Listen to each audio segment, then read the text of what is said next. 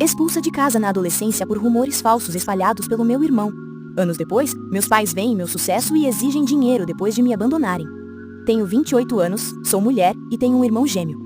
Crescendo, meu irmão e eu fomos tratados de formas muito diferentes pelos nossos pais. Eles pareciam genuinamente convencidos, por algum motivo, de que meu irmão estava destinado à grandeza, enquanto eu era a chamada ovelha negra, só porque eu estava mais interessada em praticar esportes ou fazer novos amigos do que em estudar. Eles constantemente nos comparavam, o que era desmoralizante e feriu minha autoestima desde cedo. Quando criança, eu tinha que assistir meu irmão ter festas extravagantes no nosso aniversário com os amigos dele, enquanto eu era tratada como uma reflexão tardia. Ele frequentemente tinha festinhas com os amigos, enquanto eu nunca tinha permissão para levar meus amigos para nossa casa. Para ser sincera, eu odiava cada minuto da minha infância. A única pessoa da família que parecia se importar comigo era minha avó. Quando ela nos visitava, sempre trazia meus chocolates favoritos e ocasionalmente me dava alguns dólares para que eu pudesse me presentear depois. Com o passar dos anos, esse favoritismo descarado pelo meu irmão gêmeo gradualmente se transformou em abuso emocional direcionado a mim. Meus pais zombavam abertamente das minhas notas e desprezavam meus hobbies. Parecia que, não importasse o quanto eu tentasse, eu nunca conseguiria atender às expectativas deles de ser a filha perfeita. Embora eu fosse boa em esportes, eles me proibiram de participar de atividades extracurriculares, pois queriam que eu me concentrasse apenas nos estudos, assim como meu irmão. Era frustrante e eu me sentia impotente quando criança. Mais tarde, no meu segundo ano do ensino médio, fui castigada mais uma vez, e desta vez, o crime era ter Snapchat no meu telefone.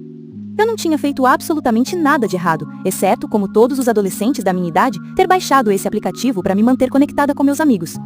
No entanto, segundo meus pais, isso era um crime enorme e uma violação da confiança deles, já que me proibiram de me comunicar com meus amigos. Eles enlouqueceram comigo e jogaram todas as minhas coisas pelo quarto. Em seguida, tiraram as portas das dobradiças e me disseram que eu não teria privacidade enquanto vivesse sob o teto deles. Vendo meus pais me abusarem dessa forma, meu irmão gêmeo, em vez de me apoiar, piorou minha vida. O ambiente tóxico criado pelas ações injustas dos nossos pais permitiu que ele explorasse a situação a seu favor. Ele adotou um padrão de mentir sobre mim, me acusando falsamente de coisas que eu nunca fiz, para que ele pudesse se safar de tudo. Se ele roubasse algo, transferia a culpa para mim com facilidade, e meus pais, já inclinados a acreditar no pior sobre mim, aceitavam prontamente suas mentiras. Ele me humilhava na frente dos meus amigos na escola e zombava da minha aparência. Apesar disso, eu tinha um grande círculo de amigos na escola, porque eu era acessível e aberta a fazer conexões. Meu irmão, no entanto, tinha dificuldades sociais e começou a ressentir o fato de que eu conseguia conversar com as pessoas, enquanto ele, sendo introvertido, se sentia deslocado. Esse ciúme atingiu o ponto de ebulição durante nossa festa de 14 anos, quando ninguém apareceu para ele no aniversário dele. Não faço ideia por que os amigos dele fizeram aquilo, mas, em contraste gritante, meus amigos me levaram para tomar sorvete e eu tive um dia maravilhoso. Isso enfureceu ainda mais meu irmão. Para se vingar, ele começou a espalhar rumores falsos na escola sobre mim, onde me retratava como uma garota mimada. Ele mentia para todos, dizendo falsamente que eu supostamente o maltratava fisicamente em casa, já que nossos pais o amavam mais. Sem que eu soubesse, ele levou as coisas a um nível perturbador. Para fabricar evidências, ele se batia propositalmente causando ferimentos, como um olho roxo ou um ombro machucado. No dia seguinte, ele entrava confiante na escola, exibindo as lesões auto-infligidas como prova da minha suposta violência e inventava histórias. Quando nossos pais o questionavam sobre os ferimentos, ele mentia dizendo que eram por causa de atividades inocentes, como jogar futebol com os amigos. As mentiras e os supostos olhos roxos começaram a ganhar força, e as pessoas começaram a acreditar na versão distorcida dos fatos. Não demorou muito para que os sussurros começassem a circular, e até meus amigos começaram a me olhar com desconfiança. No início, notei mudanças sutis. Amigos que antes conversavam comigo nos corredores, de repente ficaram distantes. Convites para saídas em grupo ficaram cada vez mais raros. Era como se uma chave tivesse virado, e as pessoas estavam hesitantes em se associar à garota supostamente mimada acusada de violência. Um dia, eu tive coragem de perguntar à minha ex-melhor amiga por que as coisas tinham mudado entre nós. Ela se abriu e contou como meu irmão gêmeo tinha espalhado rumores sobre mim. Ela revelou as mentiras detalhadas que ele tinha contado para todos, me acusando de coisas que eu nunca fiz. Eu fiquei chocada ao ouvir suas palavras. O sentimento foi uma mistura de descrença e traição, como se o chão tivesse sumido sob meus pés. Meu irmão, alguém com quem eu cresci, estava espalhando mentiras sobre mim, me acusando de coisas que eu nunca sonharia em fazer. Foi uma traição que cortou fundo, deixando-me com um nó no estômago e um coração pesado. Eu confrontei meu irmão no dia seguinte na escola, mas ele escolheu me ignorar. Eu implorei para que ele parasse de mentir sobre mim, mas ele sorriu para mim e me disse que eu merecia apodrecer sozinha. Fiquei sem palavras porque suas mentiras e comportamento estavam começando a me assustar. Eu queria falar com meus pais, mas estava com medo de que eles acreditassem no meu irmão em vez de mim. O isolamento doía, especialmente porque eu sempre tinha sido aberta a fazer amigos. Parecia que o ciúme do meu irmão e suas mentiras estavam destruindo as conexões que eu tinha construído ao longo dos anos. Os professores também começaram a ouvir os rumores. Foi uma experiência surreal, como se eu estivesse vivendo em uma realidade paralela, onde meu verdadeiro eu estava ofuscado pela história maliciosa inventada pelo meu próprio irmão gêmeo. As mentiras tinham ido além de fofocas adolescentes. Agora moldavam como as pessoas realmente me viam. O rumor desagradável rapidamente chegou aos ouvidos do diretor da escola. Então meu pior pesadelo se tornou realidade. O diretor imediatamente chamou eu e meu irmão para a sala dele, assim como nossos pais, para discutirmos os supostos rumores. Eu sentei lá, com o coração acelerado, enquanto o diretor exigia a verdade. Eu esperava que meu irmão finalmente confessasse, mas em vez disso, ele reforçou as mentiras. Ele disse direto pro diretor que sim, os rumores eram verdadeiros e me pintou como uma validona que batia nele quando nossos pais não estavam por perto. Eu não conseguia acreditar. O choque tomou conta de mim enquanto meu irmão continuava contando essa história distorcida sobre como eu estava com raiva dele por receber mais amor dos meus pais. Era tudo um monte de mentiras, mas ele manteve a história como uma cola. Minha mãe começou a chorar ao ouvir a história do meu irmão, segurando-o como se ele fosse algum tipo de herói. Meu pai tentou confortar o meu irmão, dizendo que ele foi corajoso por se manifestar e que ele ia garantir que nada acontecesse com ele depois daquele dia. Eu tentei me defender, implorando ao diretor que tudo era inventado. Eu me sentia como se eu estivesse me afogando em um mar de acusações, desesperadamente tentando nadar à superfície, mas meu irmão continuava insistindo que eu era essa pessoa violenta e raivosa, descontando minhas frustrações nele todos os dias. Minha mãe continuou a chorar enquanto segurava o meu irmão, me dando olhares acusatórios. Era como lutar contra uma parede de crença na história inventada do meu irmão. O diretor me repreendeu fortemente, dizendo que a escola não tolerava bullying e que isso era motivo para me suspender. Eu implorei para ele não me suspender, mas ele balançou a cabeça dizendo que não podia deixar passar. Eu implorei com lágrimas escorrendo pelo rosto, tentando dizer a ele que eu não tinha feito nada com meu irmão. O diretor me disse firmemente que eu seria suspensa por 10 dias, para que outros vissem isso como um exemplo para nunca intimidar ninguém. Isso me atingiu forte e eu comecei a chorar ainda mais, praticamente implorando para ele reconsiderar. Meus pais, irritados e envergonhados com toda a situação, me arrastaram para fora da sala do diretor. Eu não queria sair, eu queria defender meu caso e fazer com que eles entendessem, mas eles não queriam saber. Saímos da escola, meu coração pesado de frustração e humilhação. Quando chegamos em casa, as coisas tomaram um rumo drástico.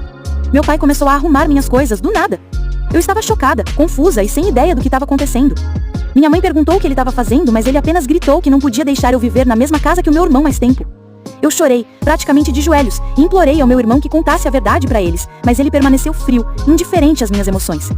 Meu pai continuou arrumando minhas coisas, então jogou a mala no hall de entrada. Eu me agarrei às pernas do meu pai, ainda implorando para que ele não me expulsasse. Era como um pesadelo se desenrolando. Ele me disse que uma validona como eu não merecia viver na casa dele e que ele pediria para a mãe dele, minha avó, vir me buscar se ela quisesse fazer isso. Parecia que o mundo tinha desmoronado sob meus pés. Eu fiquei ali, em choque, cercada por meus pertences espalhados no hall, expulsa da minha própria casa. Eventualmente, minha avó apareceu. Ela juntou todas as minhas coisas e me ajudou a colocá-las no carro, me ajudando a entrar no banco do passageiro. Ela se certificou de que eu estava com o cinto de segurança antes de caminhar até a porta da frente dos meus pais. Ela tocou a campainha e quando meu pai abriu a porta, ela começou a gritar com ele por me tratar daquela forma. Com determinação firme, ela o avisou que se ele jamais se aproximasse de mim ou tentasse entrar em contato comigo novamente, ela não hesitaria em envolver a polícia ou o CPS, já que o que ele tinha feito com uma criança como eu poderia potencialmente colocá-lo na cadeia. Minha mãe, tentando desviar a culpa, disse a ela que a culpa era minha. No entanto, minha avó não aceitou nada disso. Ela manteve sua posição, me defendendo, enfatizando que eu era apenas uma criança, que não merecia ser tratada de forma tão cruel. Foi a primeira vez na minha vida que senti o quão poderosa minha avó era. Ela não se curvou aos meus pais, e ao contrário do que eles acreditavam, ela confiava em mim. Eventualmente, nós dirigimos para longe, deixando para trás minha casa, o único lugar que eu já tinha conhecido como lar. Eu nem consigo começar a colocar em palavras a dor indescritível que senti naquela época. Lembro-me de apenas chorar na cama e não comer nada, não importa o quanto minha avó me implorasse. Eu contei a ela o que meu irmão tinha feito e ela também ficou chocada. Ela me assegurou que acreditava na minha versão da história, e eu fiquei feliz por ter pelo menos uma pessoa que me apoiava. Quando os 10 dias de suspensão acabaram, a perspectiva de voltar para a escola parecia como voltar para a cova dos leões. Assim que entrei nos corredores familiares, os rostos dos meus colegas diziam muito: julgamento, sussurros e olhares de soslaio. O peso das acusações falsas continuava pairando no ar. Enquanto isso, meu irmão me ignorava completamente e agia como se eu não existisse. Ele tinha se tornado amigo de algumas pessoas que acreditavam na versão dele da história e o viam como a vítima dos meus ataques.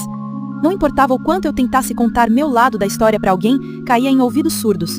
Eu era uma pária, marcada com um rótulo injusto que grudava em mim como uma sombra, não importava para onde eu fosse. A sala de aula, o refeitório, os corredores. Os olhos que encontravam os meus estavam cheios de desdém e desconfiança. Eu me tornei uma solitária. Eu mantinha a cabeça baixa e assistia a todas as minhas aulas. Almoçava sozinha no refeitório e ia direto para casa. Eu não tinha amigos, e parecia que ninguém queria que eu estivesse lá. Durante tudo isso, meus pais nunca ligaram para saber como eu estava. Minha avó constantemente me lembrava que isso não era minha culpa, e que a vida eventualmente ficaria bem. Eu me formei no ensino médio com boas notas e estava ansiosa para a faculdade, onde esperava ter uma vida melhor. Foi só quando fui para lá que eu experimentei pela primeira vez o que era liberdade. Pela primeira vez, ninguém estava vigiando meus passos, ninguém estava comparando minhas notas e ninguém estava tentando competir comigo. Eu conheci pessoas e formei amizades com indivíduos afins. Apesar das cicatrizes emocionais e físicas que eu tinha acumulado ao longo dos anos por causa da minha família e colegas, eu me concentrei em deixar tudo para trás e aproveitar essa experiência na faculdade o máximo que pude. Durante esse tempo, descobri meu talento para redação de conteúdo. Eu sempre quis ser escritora, mas não tinha certeza se seria sustentável a longo prazo. Por isso, decidi abandonar meu sonho, mas para ganhar um dinheiro extra, comecei a escrever como freelancer. Eu me cadastrei em vários sites de freelancing, o que me ajudou a conseguir trabalhos de clientes importantes. Foi assim que comecei a construir um portfólio do meu trabalho. Durante a faculdade, mantive esse trabalho paralelo e nunca pedi um centavo aos meus pais.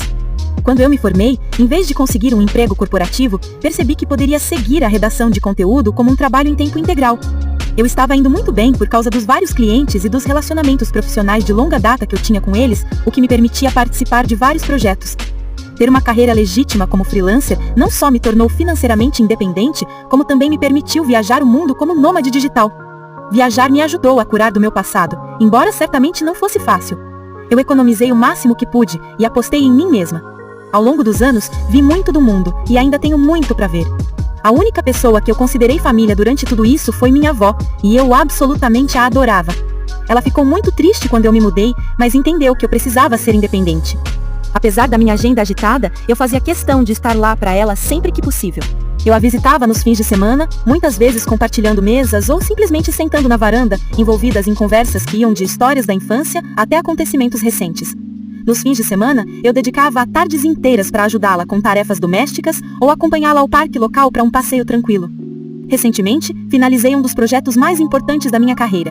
Eu não posso mencionar a marca, mas fui extremamente sortuda por escrever blogs e descrições de produtos para eles. Quando o projeto terminou, pedi à equipe com que eu trabalhei que deixasse avaliações positivas no meu site, o que eles fizeram com prazer. Então, tirei screenshots de algumas das avaliações para postar no meu Instagram, já que trabalhar com essa marca era um grande negócio. Como esperado, muitos outros redatores entraram em contato comigo para me parabenizar pelo sucesso profissional e até repostaram a minha história para ajudar a espalhar a palavra. Foi assim que comecei a receber mensagens de estranhos que também precisavam de ajuda com seus sites. Meus parentes também notaram isso, e alguns deles entraram em contato para me parabenizar. Eventualmente, fui contatada pelo diretor da minha faculdade. Ele me procurou porque viu que eu estava indo tão bem e queria que eu fosse à faculdade para um seminário para falar com os alunos sobre construir uma carreira como redatora.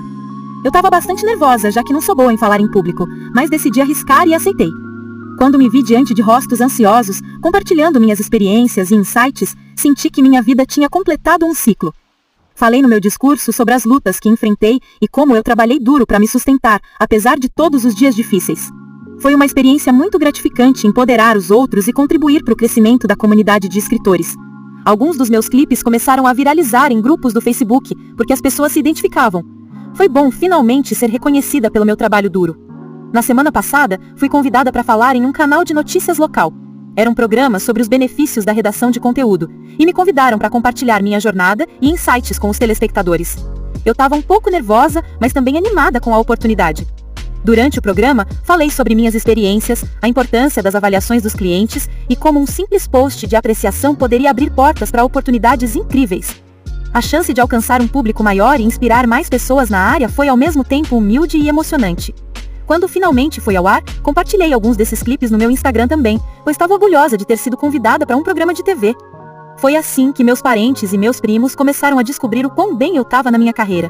Veja, como meus pais nunca falavam de mim para ninguém, eles não tinham ideia de que eu estava trabalhando com marcas populares e sendo convidada para programas de TV.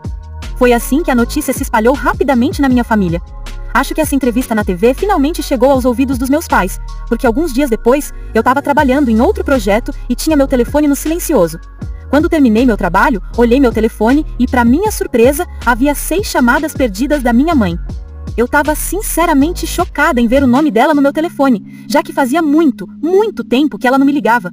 Depois de todos aqueles anos de silêncio, eu não conseguia entender por que ela estava me ligando. Hesitante, liguei de volta e ela atendeu imediatamente. Perguntei se estava tudo bem e minha mãe começou a me parabenizar. Meu pai, provavelmente sentado ao lado da minha mãe, entrou na conversa também. Ele começou a perguntar sobre minha vida e bem-estar e eu respondi as perguntas dele sem pensar muito. Não me pareceu incomum, até que eles começaram a perguntar quanto eu estava ganhando ultimamente. Eu disse a eles que não era da conta deles, e meu pai respondeu que éramos família, então eu não deveria ter vergonha de contar minha incoma. Eu disse a ele que estava indo bem financeiramente. Ao ouvir isso, minha mãe começou a dizer como a vida deles estava difícil ultimamente. Basicamente, assim foi nossa conversa. Estamos aposentados agora e queríamos reformar a casa. Faz um tempo, ela não está em boa forma, mas não temos mais economias. Ok, mãe, seu sucesso nos deu esperança. Depois de assistir sua entrevista na TV hoje, pensamos que talvez você poderia nos ajudar pagando pelas reformas. Pai, afinal somos família, você não deveria hesitar em compartilhar parte dos seus ganhos conosco. Podemos realmente usar sua ajuda.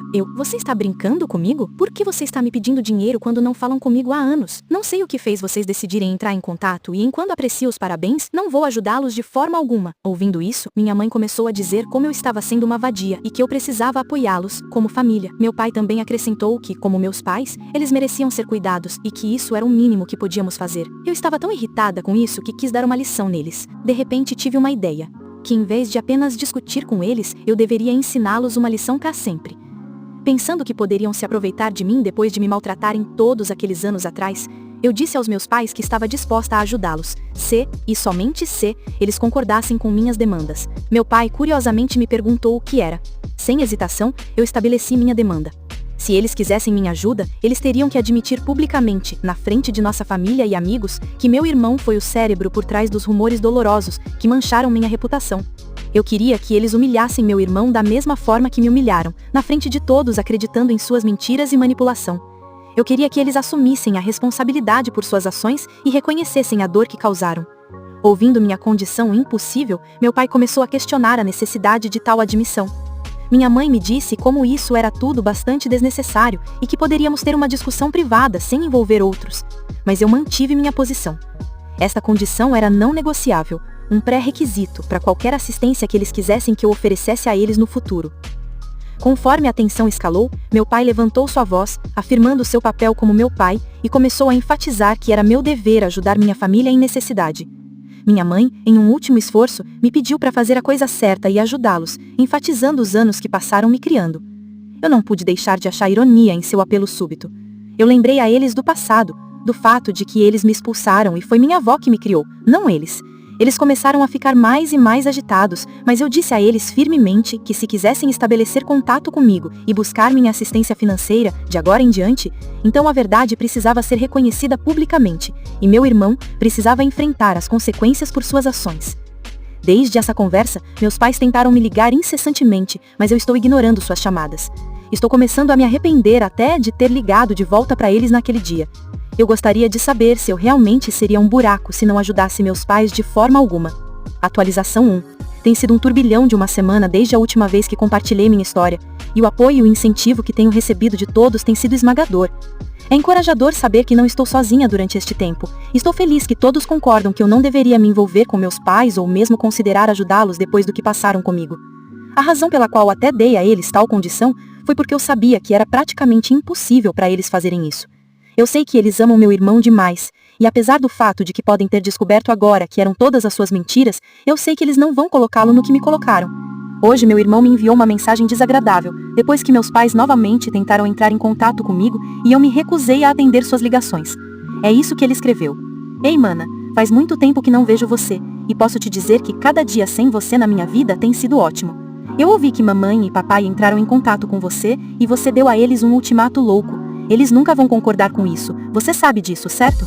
Eles claramente nunca te amaram e eles nunca vão fazer nada para me machucar. Eu admito que menti sobre você 15 anos atrás, mas já faz muito tempo desde então pare de ser tão egoísta e tente seguir em frente do passado. Você é solteira e sem filhos de qualquer maneira, então por que você não quer ajudá-los pagando por seus reparos e renovações pela casa? Faça a coisa certa e seja uma filha melhor. Ver a mensagem pareceu uma facada no peito. A audácia de descartar as lutas que eu enfrentei e as condições que eu estabeleci falou volumes sobre a sua falta de empatia. A tentativa de me fazer sentir culpada, enfatizando meu estado de solteira e sem filhos, acrescentou outra camada de insensibilidade. A sua insinuação de que eu deveria priorizar as necessidades deles sobre as minhas próprias necessidades não foi apenas ofensiva, mas também destacou o quão pouco ele pensava em mim. Alimentado por frustração e um forte desejo por justiça, eu decidi que era a hora de tomar as coisas nas minhas próprias mãos e revelar a verdade que estava escondida por muito tempo. Eu sentei para escrever um e-mail para meus pais e parentes próximos, compartilhando os detalhes dolorosos da minha infância e o tratamento injusto que eu havia suportado enquanto crescia na casa da minha família. No e-mail, eu descrevi o ambiente estrito e opressivo que eu tinha sob o teto dos meus pais e como eles me trataram em comparação com meu irmão. O e-mail também mergulhou no rumor malicioso e completamente falso que meu irmão espalhou sobre mim na escola, que tinha levado a consequências severas e afetado minha reputação. Eu escrevi como meus pais tinham me expulsado para o meio-fio, e se não fosse minha avó, eu poderia ter morrido nas ruas. Agora, no final, eu pedi a todos que lessem uma mensagem que meu irmão tinha me enviado. Eu anexei uma captura de tela onde ele admitiu mentir sobre mim. Era uma confissão clara que eu esperava que expusesse as mentiras que persistiram por muito tempo. Eu enviei o e-mail apenas 1 hora atrás, e sei que todo o inferno vai se soltar uma vez que meus pais e meu irmão lerem o e-mail. Eu vou atualizar você a seguir sobre como minha família reage ao meu e-mail. Atualização 2. Faz 1 mês desde a minha última atualização. E muitas coisas aconteceram este mês, como você pode imaginar. Minha família entrou em erupção após receber o e-mail. Meus pais receberam críticas de parentes que anteriormente não sabiam da extensão do favoritismo e abuso emocional. Muitos dos membros da família entraram em contato comigo, me dizendo que não tinham ideia de tudo isso e pediram desculpas por não terem estado lá para mim. Meu irmão e meus pais me enviaram uma enxurrada de mensagens que estavam começando a ficar mais abusivas e violentas. Então eu decidi entrar em contato com um advogado, que enviou a eles um aviso de cessar e desistir. Basicamente avisou-os para não entrarem em contato comigo novamente e que se o fizessem, teriam que enfrentar consequências legais terríveis. Eu acho que isso deve ter assustado eles, porque eles pararam de me contatar. Minha avó acha que eu fiz a coisa certa deixando todo mundo saber o que aconteceu e me apoia 100%. É a única pessoa que importa para mim, então estou feliz que ela está de volta. Atualização 3. Faz 2 meses desde a minha última atualização. Estou feliz em relatar que tudo na minha vida está indo bem por enquanto. Profissionalmente, meu negócio de redação de conteúdo tem florescido. Os convites para falar em seminários e podcasts continuam a surgir, solidificando minha posição como uma figura respeitada na minha linha de trabalho. Estou tão perto da minha avó quanto sempre. Tirei uma semana de folga do meu trabalho recentemente para que eu pudesse passar um tempo qualitário com ela. Ela está em jardinagem nesses dias e me ensinou muito sobre várias flores e ervas em seu jardim. Os momentos que eu passo com ela, seja compartilhando mesas, envolvendo-se em conversas sinceras ou simplesmente aproveitando um momento uma com a outra, são os meus favoritos e memórias preciosas. Minha família não entrou em contato comigo depois da carta que receberam do meu advogado, então estou feliz que eles estão ficando longe de mim. Pessoalmente, comecei a ir à terapia, então eu espero que possa trabalhar em me curar. Eu acho que esta será a última atualização por agora.